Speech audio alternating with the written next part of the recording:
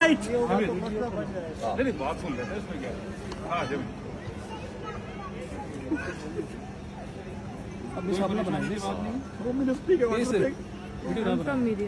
Just because I'm speaking the truth.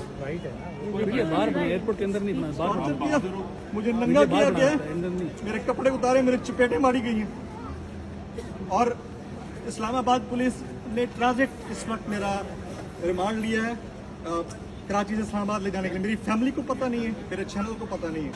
आप please ये बात पहुंचाएं। आप बिल्कुल परेशान नहीं, पूरी कौम आपके साथ है, पूरा पाकिस्तान आपके साथ है। आप बहादुरी का मुजाहरा करें, इंशाल्लाह।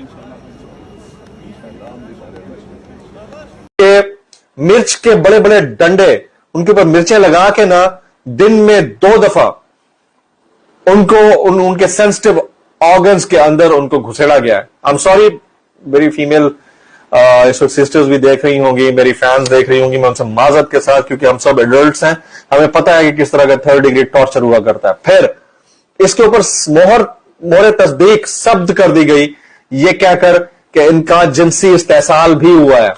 यानी वहां पर मौजूद जो मुच्छड़ 3rd क्लास सिपाही थे, उन्होंने गौल दर गौल मुबैना तौर पर गिल साहब के साथ जिनसी बदफेली